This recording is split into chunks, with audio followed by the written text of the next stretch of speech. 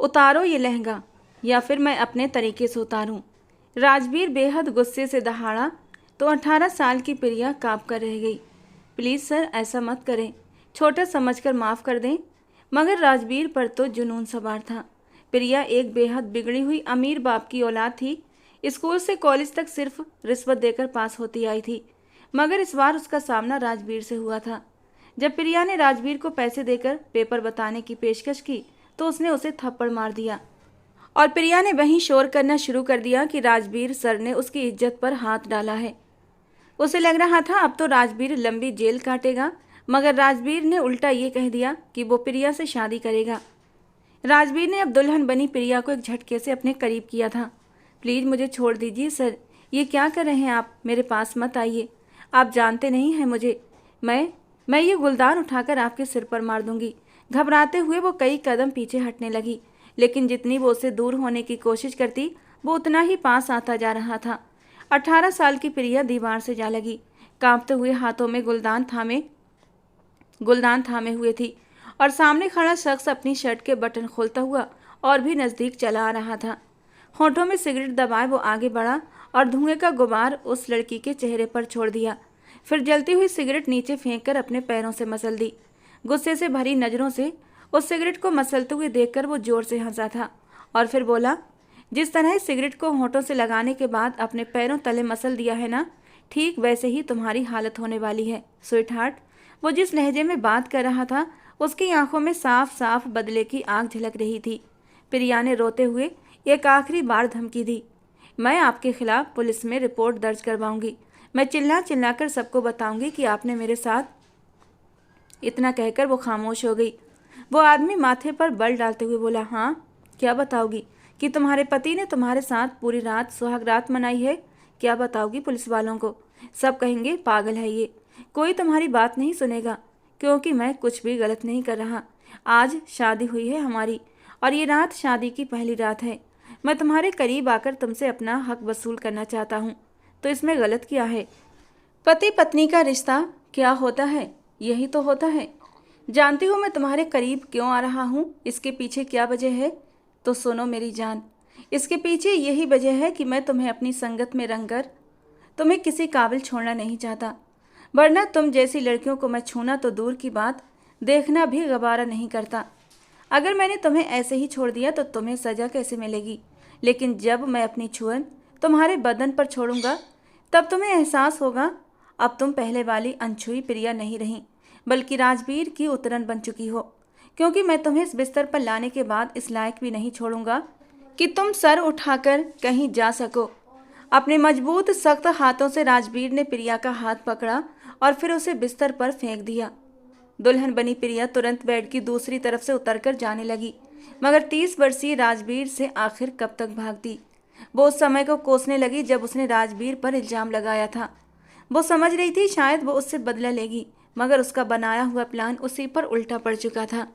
वो बेड पर बैठते हुए प्रिया का हाथ पकड़कर अपनी ओर खींच चुका था और वो कटी डाल की तरह उसके चौड़े सीने पर जाकर गिरी थी।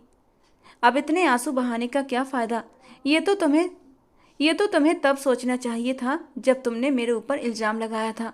क्यों भूल गई कि राजवीर वर्मा तुम्हें इतनी आसानी से छोड़ने वाला नहीं था? और अब जब राजवीर वर्मा पर उंगली उठाने की गलती की है तो उस गलती की सज़ा भुगतने के लिए तैयार हो जाओ।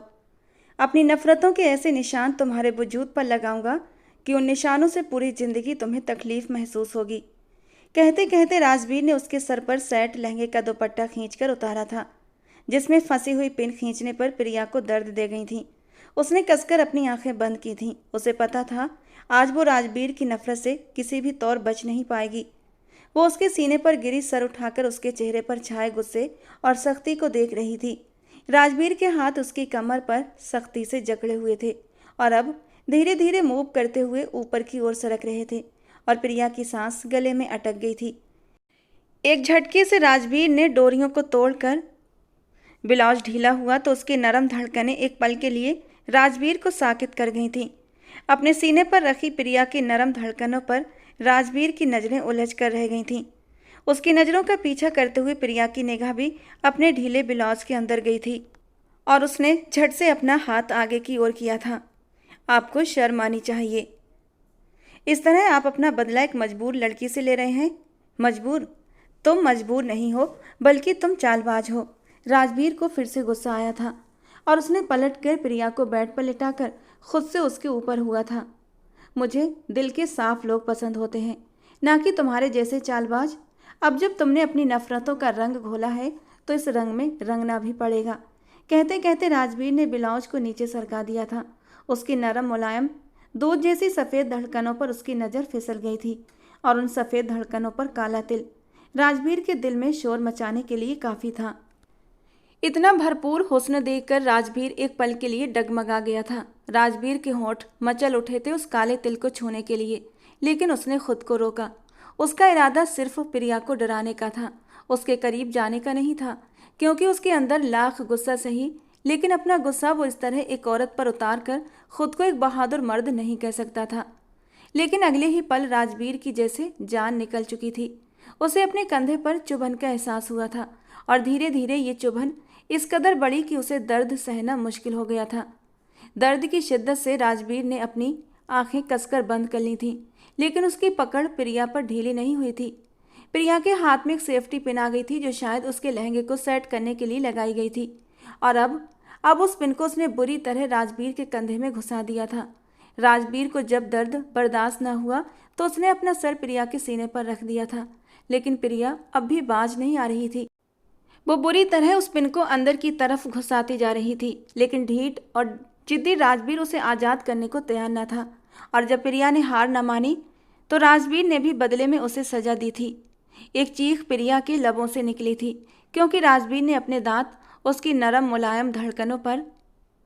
राजवीर आईने के सामने खड़ा अपने बालों में कंघी कर रहा था। दिमाग में बहुत से ख्याल गड़बड़ हो रहे थे।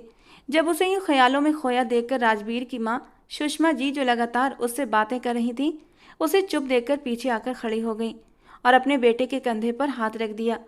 राजवीर तुरंत ख्यालों की दुनिया से बाहर आ गया।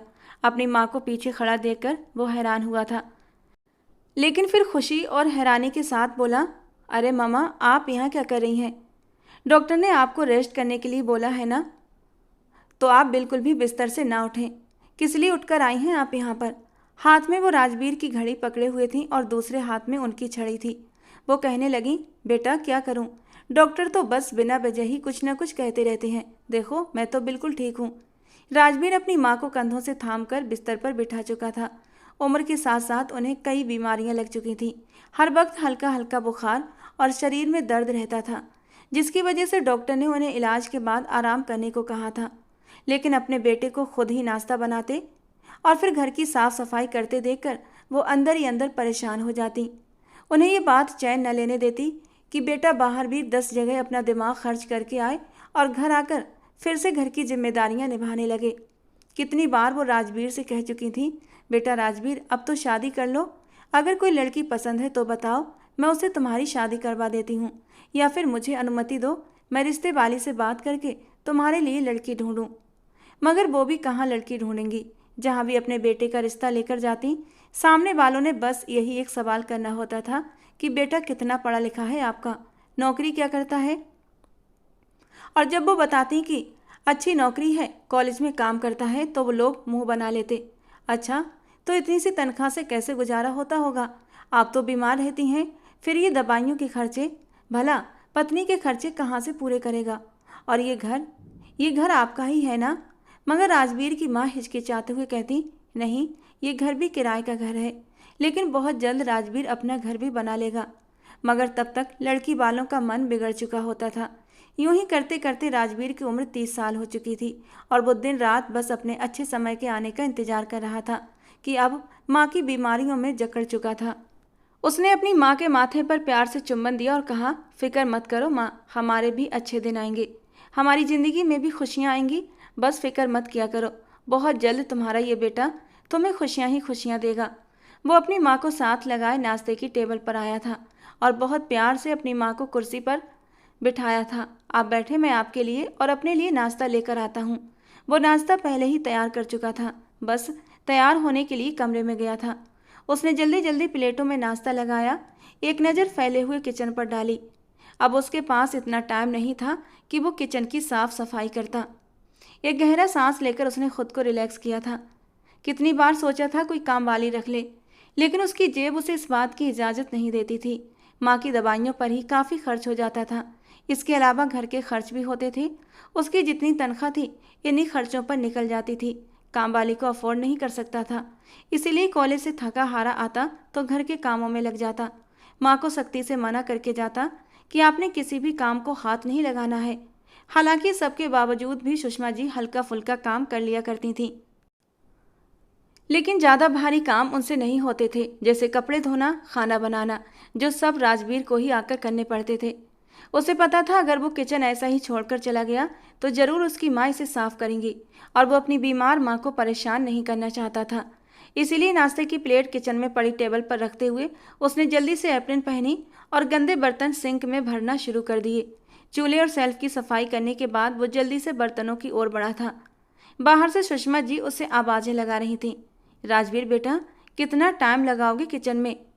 अगर नाश्ता नहीं बना तो कोई बात नहीं, मैं दूध और ब्रेड खा लूँगी, तुम बाहर से कुछ खा लेना, लेकिन कॉलेज के लिए लेट मत करो बेटा। लेकिन राजवीर उन्हें तसल्ली देने के साथ साथ बर्तन भी धोता जा रहा था। फिक्र मत करें माँ, सब कुछ हो गया है, बस अभी आया 2 मिनट में। जल्दी जल्दी नाश्ते के बर्तन धोता हुआ एप्रन उतार कर नाश्ते की प्लेट लेकर बाहर आया था और एक प्लेट माँ के सामने, एक प्लेट खुद के सामने रखकर कुर्सी खींचकर बैठ गया। सुषमा जी ने एक अफसोस भरी नज़र बेटे पर डाली थी। इतना हट्टा कट्टा खूबसूरत जवान बेटा क्या घर के काम करते हुए अच्छा लगता था? बिल्कुल भी नहीं। ऊपर से उसकी उम्र भी निकलती जा रही थी। अगर यही हाल रहा तो शायद वो अपने बेटे का घर कभी न बसा पाती। उन्होंने अपने मन में सोच लिया था कि वो कुछ न कुछ करके राजवीर की शादी जरूर करेंगी, ताकि कम से कम उसे घर के कामों से तो छुटकारा मिले। इतनी देर में राजवीर नाश्ता कर चुका था। मम्मा, मैंने आपकी दवाई आपके कमरे की टेबल पर रख दी है, नाश्ता करके फ़ौरन दवाई ले लेना। ये कहकर वो घर से निकल चुका था। पिछले 15 दिनों से उसकी नौकरी छूट चुकी थी। वो बेरोजगार था, मगर उसने अपनी माँ को इस सब के बारे में नहीं बताया था। जितनी भी सेविंग्स उसके पास थी उससे वो अपनी माँ का इलाज करवा रहा था। कई कॉलेजों में वो इंटरव्यू दे चुका था, लेकिन कोई भी उसे रख नहीं रहा था। पहले से ही सारी सीट्स फुल थीं। आखिरकार थक हार कर नौकरी के लिए उसने स्कूल में इंटरव्यू देना शुरू कर दिए। उसकी योग्यता को देखते हुए एक स्कूल के प्रिंसिपल ने उसे रख लिया ताकि वो 10वीं कक्षा के लड़के लड़कियों को अंग्रेजी पढ़ा सके। वो समय से पहले ही स्कूल पहुंच चुका था। जैसे ही क्लासरूम में दाखिल हुआ, एक नर्म नाजुक वजूद से उसका टकराव हुआ था। उस लड़की की नरमाहट राजवीर के पूरे वजूद में एक सनसनी सी दौड़ा चुकी थी। ये पहली बार था जब वो किसी लड़की से इस तरह टकराया था। अगर वो लड़की को अपनी बाहों में संभाल न लेता तो वो लड़की यकीनन जमीन पर गिर चुकी होती। जब उसने उस लड़की को बाहों में संभाला तो वो और भी उसकी बाहों में सिमट गई थी, और उसके इतने करीब आने पर राजवीर का दिल 120 की रफ्तार से धड़का था। इससे पहले कभी किसी लड़की ने उसके इतना करीब आने की कोशिश नहीं की थी, क्योंकि उसकी पर्सनालिटी ही कुछ ऐसी थी। रौबदार, 6 फीट का लंबा चौड़ा कद, मजबूत बॉडी, खिलता हुआ रंग, काले घने बाल और काली घनी मूछों के साथ हल्की हल्की शेप, जो उसकी पर्सनालिटी को और भी रौबदार बनाती थी। कई लड़कियां उसकी खूबसूरत पर्सनालिटी से प्रभावित होकर उसके करीब आने की कोशिश करती थीं, लेकिन उसकी आंखों में कुछ ऐसे भाव होते कि वो अपने कदम फौरन पीछे खींच लेती थीं। ये पहली बार था जब एक जवान हसीन लड़की उससे टकराई थी। वो लड़की अब खुद ही उसकी बाहों से निकलकर खड़ी हो गई थी। राजवीर ने सिर उठाकर देखा तो एक गुलाबी रंगत लिए खूबसूरत लड़की उसके सामने खड़ी थी। अगले ही पल उसने घूर कर राजवीर को देखा और बिना कोई भेदभाव किए कहा, दिखाई नहीं देता कि एक 5 फुट 5 इंच की लड़की सामने से चली आ रही है, और आप इतना सांड जैसा डील डॉल लेकर उससे टकरा गए। आपको पता है मुझे किस कदर चोट लगी है? उसने उसकी मस्कुलर मजबूत बॉडी को सांड का नाम देकर उसे बुरी तरह तपाकर रख दिया था। कुछ बोलने के लिए तैयार हुआ, लेकिन उस लड़की की चलती जबान उसे कुछ बोलने नहीं दे रही थी। ये जो चश्मा अपनी आंखों पर लगाए हुए हैं, लगता है इसका नंबर बढ़ चुका है। बेहतर होगा पहले जाकर अपने चश्मे का नंबर ठीक करवा कर आएँ। फिर उसने कहा, ये पानी की बोतल देख रहे हैं आप, जो आपकी टक्कर की वजह से टूटी है? जर्मनी से मेरे चाचा लेकर आए थे मेरे लिए। उस लड़की की बदजबानी पर राजवीर को बहुत तेजी से गुस्सा आया था। वो कहीं से भी 10th क्लास की स्टूडेंट नहीं लग रही थी। एक तो उम्र में भी काफ़ी बड़ी लग रही थी। ऐसा लगता था जैसे उसने एक एक कक्षा में 2-2 बार पढ़ाई की हो।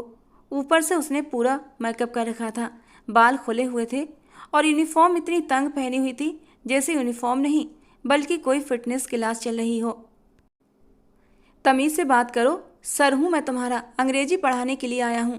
जहां उसे लगा शायद ये बात सुनकर वो लड़की शर्मिंदा हो जाएगी और उससे माफ़ी मांगेगी, मगर उसने तुरंत अपने नाक पर आने वाले बालों की लट को उड़ाकर कहा, हाँ तो मैं क्या करूं? आपके पैरों में गिर जाऊं या फिर आपसे माफ़ी मांगूं? तो भूल जाइए कि मैं ये सब कुछ करूंगी। पहली बात तो गलती मेरी थी ही नहीं, आप खुद ही सामने से आकर टकराए हैं, और अगर गलती मेरी होती भी तब भी मैं माफ़ी नहीं मांगती। जानते भी हो मैं कौन हूँ? इस स्कूल के मालिक की बेटी हूँ। इस स्कूल को फंड्स देने वाला मेरा पिता है। अब हटिए रास्ते से। सारे स्टूडेंट्स चुपचाप सर झुकाए ये सब देख रहे थे। कुछ के चेहरे पर हैरानी थी तो कुछ के चेहरे पर अफसोस, और कुछ ऐसे स्टूडेंट भी थे जो सर झुकाए दबी दबी स्माइल कर रहे थे। राजवीर ने पूरी क्लास पर एक नज़र डाली थी। उसे अपनी बेइज्जती महसूस हुई थी। उसका जी चाहा अभी खड़े खड़े इस लड़की को इतनी खरी खरी सुनाए कि इसकी अकल ठिकाने आ जाए और नौकरी को लात मारकर चला जाए, लेकिन वो बेबसी से अपनी मुट्ठियां भींच कर रह गया था। उसके पास इस नौकरी के करने के अलावा दूसरा कोई चारा भी नहीं था। जितनी भी सेविंग थी धीरे धीरे खर्च हो रही थी। अगर नौकरी नहीं करता तो माँ का इलाज कैसे करवाता, और इसीलिए वो अपने गुस्से को अंदर ही अंदर पी कर रह गया था। राजवीर ने इससे पहले भी कॉलेज में पढ़ाया था, मगर आज तक किसी बच्चे में इतनी हिम्मत नहीं थी कि उसके सामने निगाहें भी उठा सके। दिल तो उसका यही चाह रहा था 2 थप्पड़ इस लड़की के चेहरे पर जड़ दे, लेकिन आज उसका स्कूल में पहला दिन था और वो कोई तमाशा बनाकर नौकरी से हाथ धोना नहीं चाहता था। उसने बाकी सब बच्चों से परिचय लिया और फिर पढ़ाना शुरू कर दिया। सामने बैठी प्रिया च्युइंगम चबाने लगी और च्युइंगम के बुलबुले बनाने लगी और फोड़ने लगी। बार बार क्लास में डिस्टर्बेंस हो रही थी। प्रिया को ये सब करते देख उसके साथ बैठी उसकी सहेली उसे मना करने लगी। क्या कर रही हो यार, देखो तो सर कितने गुस्से वाले लग रहे हैं, कहीं उन्होंने तुम्हें पकड़कर मुर्गा बना दिया तो। वो अगले ही पल पूरा मुंह खोलकर हंसी थी। कहने लगी, इसके बाप में भी हिम्मत नहीं कि मुझे सजा दे। अपने पिता से कहकर इसे दर दर की ठोकरें न खिलवाऊं तो मेरा नाम भी प्रिया मल्होत्रा नहीं। उसे यूं क्लास में डिस्टर्बनेस करते देख राजवीर पलटकर उसकी ओर देखने लगा। वो एकदम गुस्से से बोला था, खड़ी हो जाओ अपनी सीट पर। क्या तुम्हें किसी ने तमीज नहीं सिखाई? क्लास में बैठने के मैनर्स क्या होते हैं क्या तुम्हें नहीं पता? अगर नहीं पता है तो पहले सीख कर आओ। बाकी स्टूडेंट को देखो और खुद को देखो, अपना हुलिया देखो, अपना यूनिफॉर्म देखो। कहीं से भी तुम स्टूडेंट नहीं लग रही हो। ऐसा लग रहा है जैसे यहाँ कोई मॉडलिंग होनी हो और तुम इसीलिए यहाँ पर आई हो। उतारो अपने होठों से लिपस्टिक और अपने बालों को बांधो।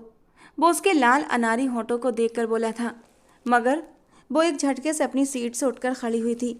एक नज़र उसने पूरी क्लास पर डाली थी, क्योंकि स्टूडेंट उसे हल्की स्माइल के साथ देख रहे थे और प्रिया को इसमें अपनी इंसल्ट महसूस हुई थी। वो चलते हुए राजवीर के सामने आकर खड़ी हो गई, दोनों हाथ सीने पर बांध दिए और चिंगम गम तेज तेज चबाते हुए शरारती लहजे में राजवीर को देखकर कहने लगी, क्यों सर, ये मेरी लाल अनारी लिपस्टिक आपको क्या कह रही है?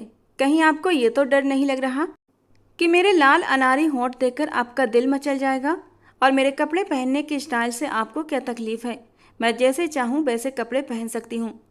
मुझे तो लगता है कि आप मेरी खूबसूरती देखकर बहकने लगे हैं और आपका मन पढ़ाने में बिल्कुल भी नहीं लग रहा, इसीलिए आप मुझे ये सब कह रहे हैं।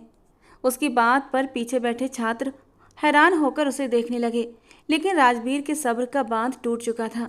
गुस्से में उसने अपनी किताब सामने टेबल पर पटक दी और उसके चेहरे पर एक थप्पड़ जड़ दिया। पूरी क्लास में जैसे सन्नाटा छा गया। आज तक राजवीर ने किसी लड़की पर हाथ नहीं उठाया था, वो तो औरतों की इज्जत करने वाला था, लेकिन जो वो लड़की कह रही थी उसको सजा देना जरूरी था। तुम्हें शर्म आनी चाहिए। अपनी उम्र देखो और अपनी बातें सुनो। तुम जैसी लड़कियां ही वो होती हैं जिनके बारे में कहा जाता है कि अगर एक मछली गंदी हो तो पूरा तालाब गंदा हो जाता है। तुम्हारी वजह से पूरी क्लास खराब हो रही है। जानती हो कि जो स्टूडेंट बैठे हैं उनके लिए इस समय कितना कीमती है, और तुम हो कि उन्हें पढ़ाई से डिस्टर्ब कर रही हो, और तुम्हें इसकी सज़ा जरूर मिलेगी। वो लड़की एक झटके से बाहर नहीं आ पाई थी कि राजवीर ने उसका हाथ पकड़कर सीधे प्रिंसिपल के ऑफिस में ले जाकर जोर से धक्का दिया था। वो नीचे गिरते गिरते बची थी, लेकिन जल्दी ही खुद को संभाल कर खड़ी हुई थी। आपने बहुत गलत किया है, इस तरह मेरे साथ बदतमीजी से पेश आकर। आपको इसकी सज़ा जरूर मिलेगी। प्रिया की आंखों से गुस्से की लपटें निकल रही थीं। आज तक किसी टीचर की हिम्मत नहीं हुई थी कि वो प्रिया के मुंह लग सके। राजवीर एक ऐसा पहला इंसान था जिसने प्रिया के गाल पर न सिर्फ थप्पड़ रखा था, बल्कि उसे खींचता हुआ प्रिंसिपल के ऑफिस में भी लेकर आया था। ऑफिस इस वक्त फिलहाल खाली था। राजवीर कुछ बोलने ही वाला था, तभी ऑफिस में प्रिंसिपल आते हुए दिखाई दिए। ऑफिस में प्रिया को देखकर एक पल के लिए प्रिंसिपल भी हैरान हुए थे। उन्होंने अपने नए टीचर राजवीर वर्मा की तरफ देखा, सवालिया नज़रों से देखा। राजवीर प्रिंसिपल से कुछ कहने ही वाला था कि तभी गुस्से में प्रिया ने प्रिंसिपल के ऑफिस के टेबल पर रखी सभी फाइलें, लैपटॉप और हर चीज़ उठाकर ज़मीन पर पटक दी और चिल्लाते हुए दोनों हाथ टेबल पर रखे और गुस्से से बोली, ये कैसा टीचर रखा है आपने? इस 2 टके के बंदे ने मुझ पर हाथ उठाया है, समझ रहे हैं आप? इसने प्रिया मल्होत्रा पर हाथ उठाया है। ये होता कौन है मुझ पर हाथ उठाने वाला? मैं चाहूँ तो इसके साथ जो चाहूँ करूँ, क्लास में जो चाहे करूँ, या इसे जितना चाहूँ तंग करूँ। क्या आपने इसे बताया नहीं कि जिस क्लास में ये लेक्चर देने आ रहे हों वहाँ मैं मौजूद हूँ? उसकी हठधर्मिता और जिद की कोई हद नहीं थी। राजवीर का दिमाग चकरा गया। प्रिंसिपल भी उसके सामने पसीने से तर हो गया और घबरा कर बोला, प्रिया बेटा कोई बात नहीं, ये यहाँ पर नए आए हैं, तुम्हारे टीचर हैं, तुमसे अच्छा व्यवहार करना चाहिए। हर किसी का मिजाज ऐसा नहीं होता कि वो तुम्हारे मजाक को सह ले, लेकिन हाँ, मैं इसे समझा दूंगा। आगे से ये तुमसे कुछ नहीं कहेगा। वो राजवीर के सामने खड़ी होकर उसे नज़रअंदाज करती रही और बोलती रही, इसे समझा दो। अगर इसने मुझ पर फिर हाथ उठाया तो ये हाथ फिर कभी सही नहीं रहेंगे। ये कहकर वो वहाँ से गुस्से से पैर पटकती चली गई, जबकि राजवीर तो हक्का बक्का खड़ा रह गया। उसे तो लगा कि प्रिंसिपल प्रिया को सख्त सजा देंगे, लेकिन यहाँ तो प्रिंसिपल खुद ही प्रिया के सामने पसीने पसीने हो गया था। प्रिंसिपल उसे समझाने लगे, बेटा देखो, इस लड़की को कुछ मत कहना, इससे उलझने का मतलब है खुद को तबाह और बर्बाद करना। तुमसे पहले भी एक टीचर ने इसको बस जरा सा डांट दिया था और उसने वो हंगामा किया कि बेचारी की नौकरी भी चली गई थी। इसके बावजूद भी इसने अपने बाप से कहकर उसकी कहीं और भी नौकरी नहीं लगने दी थी। यहाँ तक कि बेचारी ने इस लड़की के सामने हाथ जोड़कर माफ़ी मांगी थी। तब कहीं जाकर इस लड़की का गुस्सा शांत हुआ था और उसे वापस नौकरी पर रखने की बात हुई थी, लेकिन वो भी खुददार थी।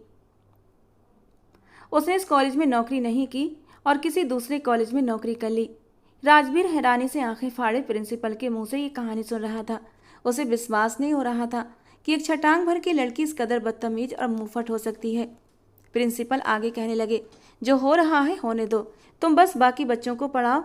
ये बिगड़े हुए बाप की बिगड़ी हुई औलाद है, और औलाद भी ऐसी जो अपने बाप की जान है। इसका बाप इसकी आंख में एक आंसू भी नहीं देख सकता। ये नहीं होना चाहिए कि इसका बाप तुमसे दुश्मनी कर ले। राजवीर के लिए ये नौकरी बहुत ज़रूरी थी। अगर ज़रूरी नहीं होता तो वो कब का छोड़कर जा चुका होता, लेकिन मजबूरी थी। मजबूरी में सर हाँ में हिलाता वो दोबारा से क्लास में आ गया था। लेकिन ये भी भगवान की कृपा थी कि अब प्रिया क्लास में नहीं थी और उसने सुकून से बाकी क्लास को पढ़ाई कराई थी। लेकिन कहीं ना कहीं प्रिया का व्यवहार उसके दिमाग में बैठ चुका था। वो लाख कोशिशों के बावजूद भी अपने अंदर के गुस्से को काबू नहीं कर पा रहा था। उसका बस नहीं चल रहा था कि उस बदतमीज लड़की को अभी के अभी सबक सिखा दे। उस दिन जब वो घर आया तो उसका दिमाग गुस्से के मारे घूम रहा था, लेकिन उसने अपनी माँ पर यह बात जाहिर नहीं होने दी। वहीं दूसरी तरफ प्रिया के अंदर आग से भड़क चुकी थी। घर जाकर भी वो बार बार अपने गाल को मसलती रही। कहने लगी, राजवीर सर, मैं इतनी आसानी से आपको छोड़ने वाली नहीं। आपने मुझ पर हाथ उठाया, अब देखती हूँ मैं आपको इतना तंग करूँगी कि आप या तो स्कूल छोड़कर भाग जाओगे या फिर मुझसे हाथ जोड़कर माफ़ी मांगोगे। कहते हुए उसने पास रखा गुलदान सामने शीशे पर दे मारा था। तेज आवाज पर उसका बाप विजय मल्होत्रा कमरे में आया था। क्या हुआ प्रिया बेटा, तुम ठीक तो हो ना? आज किस बात पर गुस्सा है मेरी जान को? किसी ने कुछ कहा है? मुझे बताओ, मैं उस इंसान को सख्त से सख्त सजा दूंगा। प्रिया ने लाड से अपने पापा के सीने पर सर रख दिया। ऐसा कुछ भी नहीं है पापा, बस मुझे ये शीशा अच्छा नहीं लग रहा था इसलिए तोड़ दिया। कल यहाँ पर एक नई ड्रेसिंग टेबल होना चाहिए। उसने बात को घुमा दिया था क्योंकि वो राजवीर से अपने तौर पर बदला लेना चाहती थी। इसके बाद वो जैसे अपनी आदत बना चुकी थी। कभी बोर्ड पर जानबूझकर पिल्सने फेंकती, कभी जोर जोर से हंसती, कभी रास्ते में टांग अटकाकर राजवीर को गिराने की कोशिश करती, तो कभी क्लास में राजवीर की एक्टिंग करती। और एक बार तो हद हो गई। उस दिन जब वो कैंटीन से बाहर निकल रही थी तो उसके हाथ में जूस का गिलास था। सामने से आते राजवीर को देखकर उसके चेहरे पर एक शैतानी मुस्कान आई थी और जैसे ही राजवीर पास से गुजरा उसने जूस का गिलास उसके मुंह पर उछाल दिया।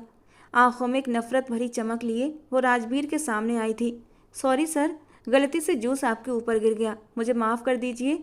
वो जानबूझकर मासूम सी सूरत बनाकर बोली और राजवीर गुस्से से अपनी मुट्ठियां भींच कर रह गया। वो आगे बढ़कर प्रिया से कुछ कहता, इससे पहले ही उसका साथी टीचर विनोद उसे अपने साथ कैंटीन में खींच कर ले गया। राजवीर, तुझे प्रिंसिपल सर ने समझाया है ना कि इस लड़की से दूर रहा कर, इसके मुंह मत लगाकर, वो जानबूझकर तुझे उकसाती है। विनोद, मुझे अफसोस होता है ऐसे माँ बाप पर जो अपनी औलाद को जानबूझकर खाई में धकेल देते हैं। क्या फ्यूचर है इस लड़की का? मुझे अफसोस इस लड़की पर नहीं, इसके माँ बाप पर हो रहा है। वो बेसिन पर झुका अपना मुंह धोते हुए अब रुमाल से अपना चेहरा साफ कर रहा था।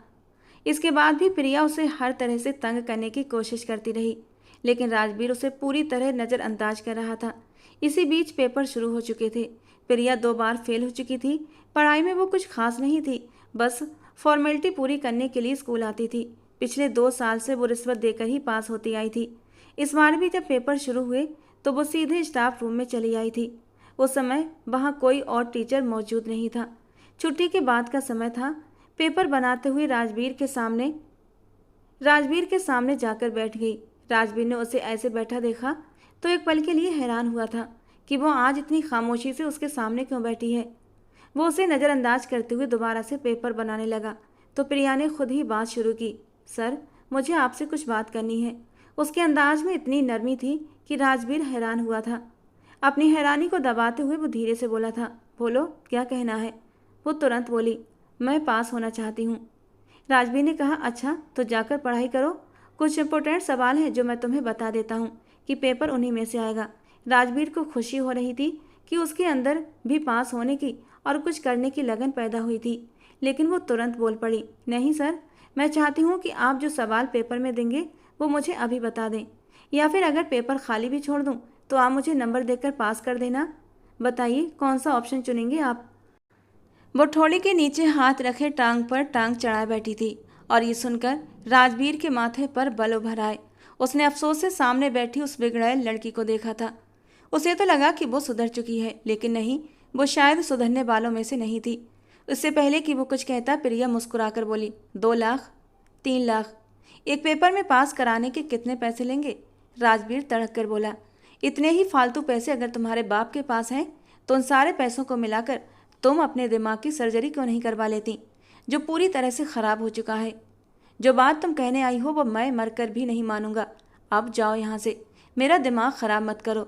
मुझे ये नोटिस चेक करने के बाद पेपर भी बनाना है। खुद को इस तरह नज़रअंदाज होता देख प्रिया गुस्से से बोली, सर, आप ये ठीक नहीं कर रहे। आपको पता है ना, मुझे बदतमीज लोग पसंद नहीं। चलिए चुपचाप बताइए, मुझे मजबूर मत कीजिए कि मैं आपको धमकी दूँ।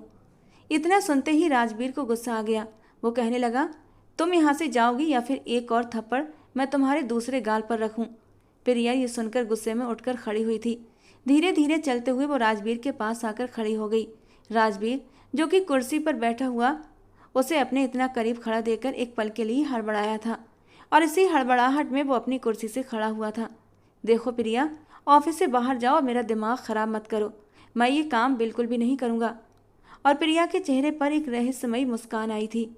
वो राजवीर के थोड़ा सा और करीब हुई थी, इतना करीब कि राजवीर को उसके जिस्म से उठती परफ्यूम की खुशबू अपने नाक में बुरी तरह महसूस हो रही थी। वो एक कदम पीछे हटा था, जबकि वो गुस्से से कहने लगी, चुपचाप मुझे पेपर में पास कर देना, वरना मैं तुम पर आरोप लगाकर पूरी दुनिया के सामने तुम्हें बदनाम कर दूंगी। राजवीर उसकी इस बात पर जोर से हंसा था और कहा, बच्ची हो, बच्ची बनकर रहो। अभी ये धमकियां देना बंद करो और जाकर पढ़ाई करो।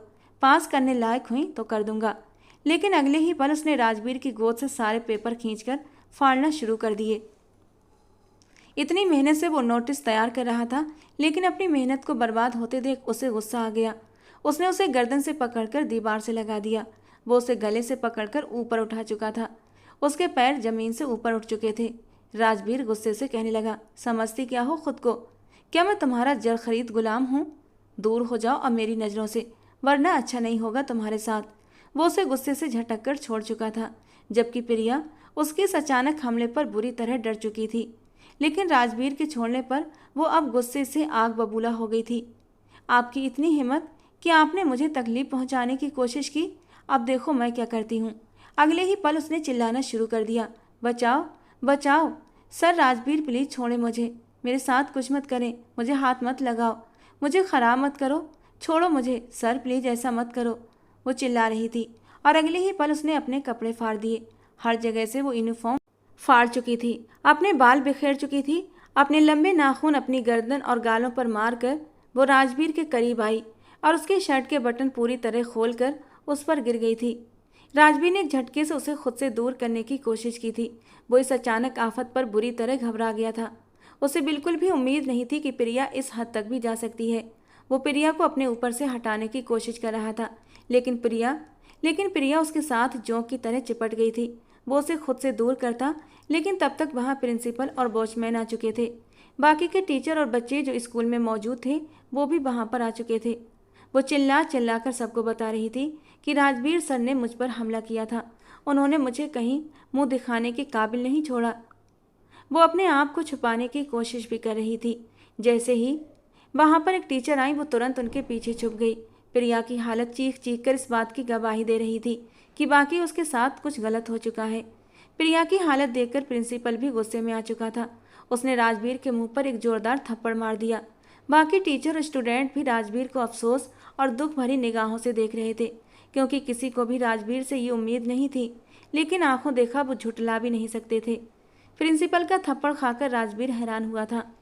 उसे तो लगता था कि शायद प्रिंसिपल उसकी बात का यकीन कर लेगा, क्योंकि प्रिंसिपल प्रिया के बारे में अच्छे से जानता था।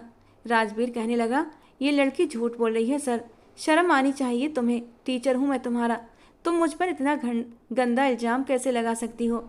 मैं सच कह रहा हूँ सर, ये मुझसे रिश्वत की बात कह रही थी कि मैं इसे पेपर्स में ऐसे ही पास कर दूँ। जब मैंने इनकार किया तो इसीलिए ये गंदे हथकंडे अपनाने लगी। आप नहीं जानते ये लड़की कितनी बड़ी चालाक है, मैं ऐसी हरकत करने के बारे में सोच भी नहीं सकता। मगर जो हालत वो अपनी बना चुकी थी, चाहकर भी लोग अपनी आंखों को झुठला नहीं सकते थे। राजवीर को पकड़कर स्कूल प्रिंसिपल ऑफिस में ले जाया गया। सर, आपको भी मुझ पर विश्वास नहीं? राजवीर ने दुख से प्रिंसिपल को देखा। मुझे तुम पर यकीन है राजवीर, लेकिन प्रिया की हालत को भी झुठला नहीं सकते। और फिर प्रिंसिपल उसे डराने लगा। तुम्हें पता है प्रिया का बाप अब क्या करेगा?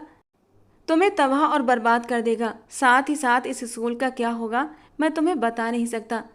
प्रिया तो ड्राइवर के साथ रोते हुए सीधे अपने घर चली गई थी, और घर जाकर भी उसने अपने बाप के सामने रोते हुए यही कहा कि सर ने मेरे साथ बदतमीजी करने की कोशिश की है।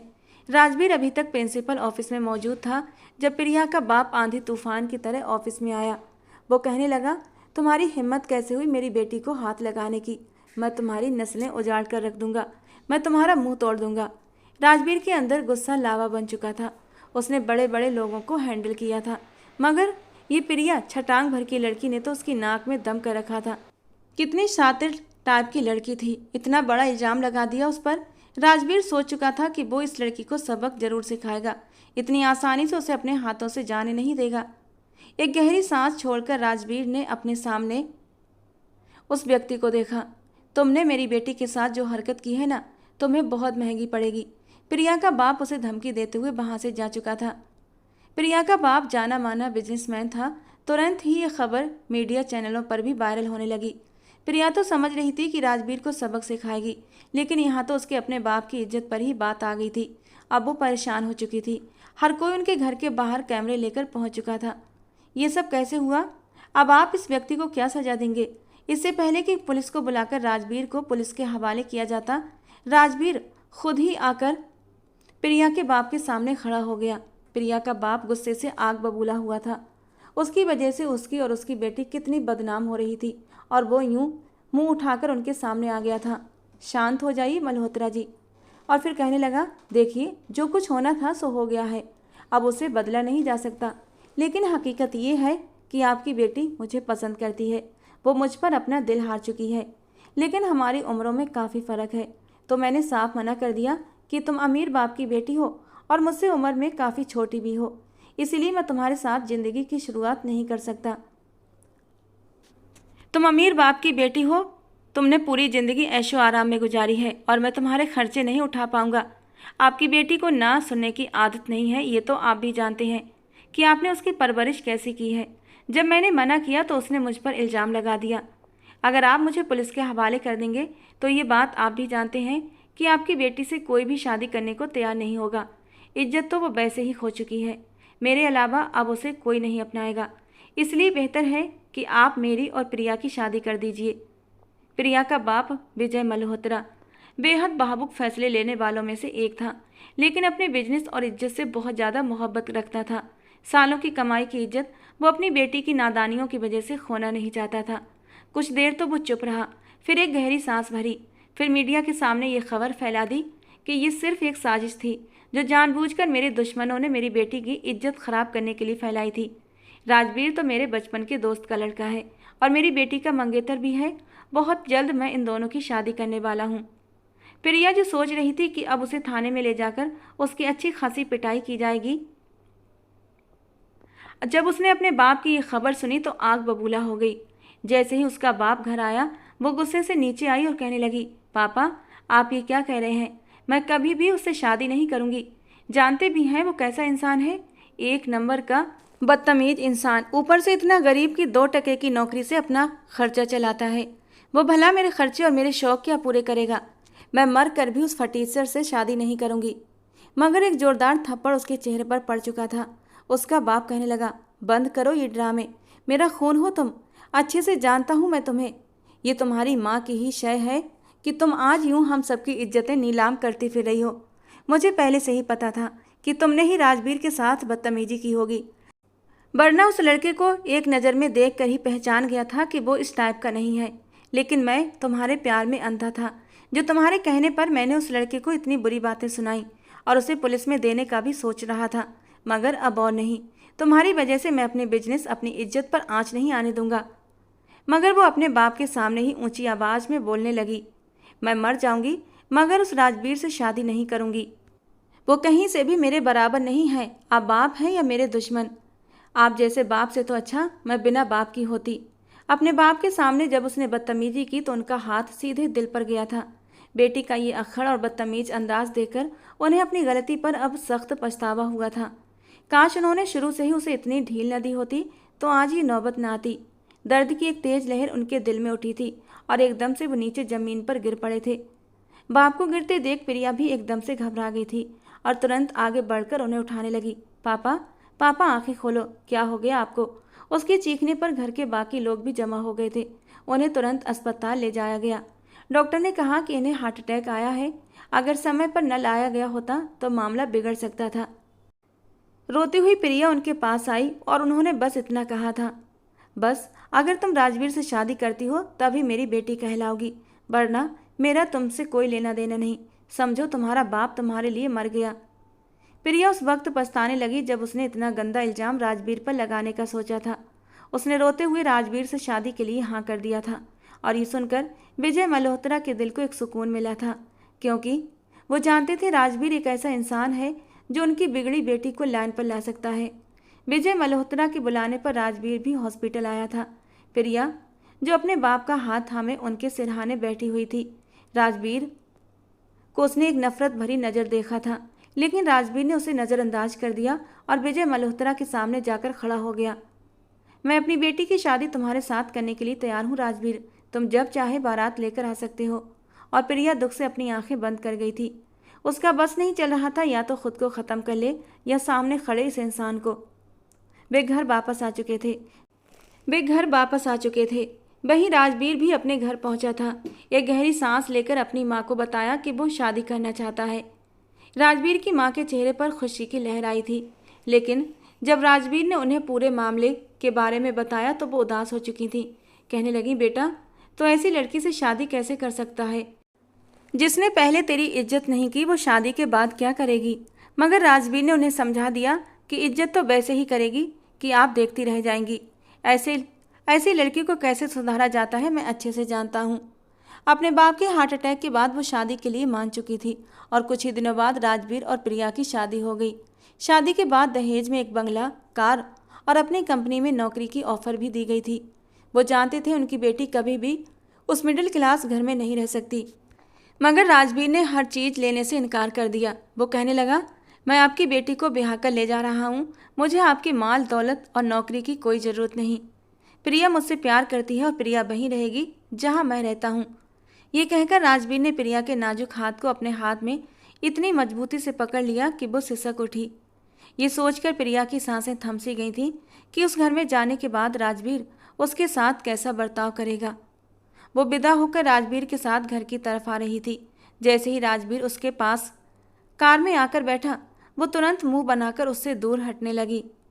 वो यही सोच रही थी कि शायद जैसे स्कूल में उस पर दबाव डालती थी, ठीक वैसे ही अब उसको अपने दबाव में रखेगी।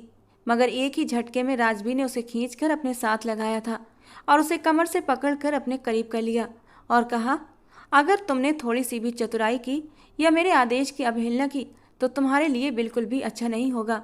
अभी तो बहुत से हिसाब चुकाने बाकी हैं तुमसे। प्रिया की तो बची खुची हिम्मत भी छिन चुकी थी। वो दिल ही दिल में खुद को खूब गालियां दे रही थी जब उसने राजवीर से पंगा लेने के बारे में सोचा था। वो रुखसत होकर उस घर में पहुंच चुकी थी। जितना उसके बंगले का लॉन्ज था उससे भी छोटा ये घर था। छोटा सा लॉन्ज, सिर्फ 2 कमरे, एक तरफ रसोई और बस घर खत्म। घर में दाखिल होते ही वो कहने लगी, मैं यहाँ कैसे रह पाऊंगी? इतनी छोटी जगह में तो मेरा दम घुट जाएगा। तुरंत राजवीर की माँ ने कहा, बेटा चिंता मत करो, मेरा बेटा बहुत मेहनती है और मुझे पूरी उम्मीद है एक दिन तरक्की करेगा और तुम्हें बड़ा घर दिला देगा। लेकिन वो मुंह सिकोड़ते हुए उस कमरे में चली गई जहाँ एयर कंडीशनर भी नहीं था बल्कि पंखा था। लेकिन ये सब चीज़ें तो कुछ भी नहीं थी, वो इन्हें फिर भी सहन कर सकती थी। उससे भी ज़्यादा डरावने पल तो अभी आने वाले थे। कहाँ वो 18 साल की नर्म नाजुक सी लड़की और कहाँ 30 साल का राजवीर बॉडी बिल्डर। जैसे ही राजवीर कमरे में आया वो डर गई थी, लेकिन राजवीर भी सोच चुका था कि आज उस लड़की को सबक जरूर सिखाएगा। उसने अपनी शर्ट के बटन खोलते हुए उसके पास आकर कहा, बहुत शौक है ना तुम्हें अपने साथ वो सब कुछ करवाने का जिसका ढोंग तुमने रचाया था। आज तुम्हें राजवीर बताएगा कि जब तो वो लड़की क्या महसूस करती है। राजवीर ये कहकर उसके पास आया और एक झटके से उसके वजूद से वो डर से कांप रही थी और डर कर कह रही थी, नहीं नहीं प्लीज़ सर, प्लीज़ राजवीर मेरे साथ ऐसा कुछ मत करना, मैं आपकी शिद्दतें सहन नहीं कर पाऊंगी, मुझ पर रहम कीजिए। राजवीर उसके साथ कुछ भी ज़बरदस्ती नहीं करना चाहता था, लेकिन जब उसकी खूबसूरती खुलकर उसके सामने आई, उसका ब्लाउज उसके वजूद से ढलका तो वो सब कुछ भूल गया था। उसे याद रहा तो बस ये कि सामने मौजूद लड़की उसकी पत्नी है, उसके साथ उसका जायज़ रिश्ता है और आज उसकी सुहागरात है और वो आज की इस खूबसूरत रात को पूरी तरह महसूस करना चाहता था। इन खूबसूरत मदहोश पलों में डूब जाना चाहता था और फिर इस नाजुक सी लड़की को अपनी बाहों में भरकर उसकी गर्दन पर अपने स्पर्श छोड़ने लगा। वो पूरी तरह उस पर हावी था और उसके बाद जब वो पूरी तरह मदहोशी में चूर होकर उसके वजूद में उतरने लगा तो प्रिया को अपनी मौत नजर आने लगी थी। वो सिसक रही थी, रो रही थी। एक पल के लिए राजवीर को उस पर रहम आया था, मगर अगले ही पल जब उसे अपनी इंसल्ट याद आई, वो इज्जत जो उसने अपनी बड़ी मुश्किल से कमाई थी, उसकी शिद्दतें और भी कड़ी होती चली गईं। लेकिन जब प्रिया की आंखों से लगातार आंसू बहते देखे तो राजवीर को बिल्कुल भी अच्छा नहीं लगा और फिर वो धीरे धीरे उसके साथ नरमी पर उतर आया। अचानक उसकी सख्तियां नरमी में बदलीं तो प्रिया ने भी चौंक कर उसकी ओर देखा था। ऐसे हैरान होकर मुझे मत देखो, तुम्हारी मोहब्बत में पागल नहीं हूँ मैं और ना ही मुझे तुम पर रहम आया है। वो तो मैं इसलिए नरम पड़ गया क्योंकि गुस्से में तुम्हारे करीब आना और तुम्हें महसूस करने में मुझे बिल्कुल भी मज़ा नहीं आ रहा था। जो बात प्यार से इस रिश्ते को बनाने में है वो गुस्से और नफरत में नहीं, समझी तुम? और प्रिया के लिए तो यही बहुत था कि उसकी जान की रिहाई हो गई थी। इसके बाद राजवीर बहुत ही प्यार से उसे अपनी बाहों में समेटता चला गया, अपने होठों से उसके नरम नाजुक वजूद को स्पर्श देता चला गया और पहले जो प्रिया की सिसकियां दर्द से निकल रही थीं अब मदहोशी से निकलने लगी थी। अब पूरी तरह राजवीर की संगत में डूब गई थी, सब कुछ भुलाए कि वो राजवीर से नफरत करती है। अगली सुबह जब वो उठी तो 11 बज चुके थे। सांस ने भी उठाने की कोशिश नहीं की थी। जब उसकी आँख खुली तो उसका पूरा शरीर दर्द से टूट रहा था। पिछली रात के पल उसे याद आने लगे जब शुरुआत में राजवीर उसकी तरफ गुस्से और नफरत से करीब आया था। उसकी दी हुई तकलीफ को सोचकर गुस्से से वो फिर से भर उठी थी। एक नज़र उसने खुद को आईने में देखा तो गर्दन पर लाल निशान दिखे। एक बार फिर बदले और गुस्से के मिले जुले एहसास से उसकी आंखों में आंसू आने लगे। वो खुद से कहने लगी, राजवीर क्या समझ रहे थे तुम? इतनी जल्दी मुझे हरा दोगे? हरगिज नहीं। अगर मैं तुम्हारे साथ शादी करके इस घर में आ गई हूँ तो सिर्फ और सिर्फ अपने बाप की वजह से आई हूँ, मगर अब मैं तुम्हें बताऊंगी कि मुझसे उलझना तुम्हें कितना महंगा पड़ सकता है। ये सोचकर वो फ्रेश होकर बाहर आई थी। राजवीर की गैर मौजूदगी में उसने राजवीर की माँ के साथ बदतमीजी करने के बारे में सोचा था। वो उसके जरिए बदला लेना चाहती थी। बाहर आई तो राजवीर पहले से ही एक जॉब इंटरव्यू के लिए घर से निकल चुका था। अब वो शादीशुदा था तो जिम्मेदारियां और खर्च भी बढ़ चुके थे, इसीलिए वो किसी अच्छी जॉब की तलाश में था। सास ने उसके सामने पराठा और ऑमलेट लाकर रखा तो वो गुस्से से उस खाने को झटक गई। कहने लगी, मैं ये सब कुछ नहीं खाती, इतना ऑयली पराठा मुझसे नहीं खाया जाता। अगर अमीर घर की बहू घर लानी थी तो उसके नाज नखरे उठाना आना चाहिए था आपको। वो गुस्से और तिरस्कार से कहने लगी, लेकिन सुषमा जी ने उसकी बातों का बुरा नहीं माना था, क्योंकि वो जानती थी वो अमीर बाप की नाजोपली बेटी है। साथ ही साथ राजवीर ने उन्हें यह भी बता दिया था कि वो कितनी जिद्दी और बदतमीज है, और सुषमा जी को पता था ऐसे बच्चों को लाइन पर कैसे लाया जाता है। बताओ बेटा, क्या खाओगी फिर? तो उसने मुंह बनाते हुए कहा, मुझे ताज़ा फलों का जूस पीना है, इसके बाद मैं सोचूंगी कि नाश्ते में क्या लेना है। सास थोड़ा सा शर्मिंदा होने लगी, क्योंकि घर में तो फल मौजूद ही नहीं थे। जितना हो सका था उसने राजवीर की माँ को खूब बातें सुनाई, मगर वो चुपचाप सुनती रही ताकि बेटे का घर बर्बाद ना हो। शाम को राजवीर घर आया तो अपनी माँ को किचन में काम करते देख उसने प्रिया को बुलाया और कहा, बस हो गई ना शादी, अब ये घर और किचन सबकी जिम्मेदारी तुम्हारे ऊपर है। आगे से मुझे मेरी माँ किचन में दिखाई न दे। खाना बनाओ सबके लिए और लेकर आओ। ये तुम्हारे बाप का घर नहीं है कि तुम बिस्तर तोड़ती रहो। प्रिया अगले ही पल खूंखार नज़रों से उसे देखकर बोली, मुझसे नहीं बनती रोटी और ना ही मुझे बनाना आती है। उसने भी उसे घूर कर देखा और कहा, क्यों, तुम्हारी माँ ने तुम्हें नहीं सिखाया? सिर्फ यही सिखाया कि शरीफ लड़कों पर कैसे आरोप लगाकर उनकी इज्जत खराब की जाती है। प्रिया जोर से चिल्लाई, खबरदार मेरी माँ के खिलाफ कुछ भी बोला तो। फिर राजवीर की माँ उसे शांत करने लगी, लेकिन उसने प्रिया को पकड़कर किचन में ले जाकर सैल पर पटक दिया और कहा, सब्जी बनाकर लेकर आओ। राजवीर का गुस्सा देखकर जैसे सब्जी बनी वो बनाकर बाहर ले आई, लेकिन उसमें मिर्च और नमक इतना ज़्यादा था कि वो खाने के लायक नहीं था।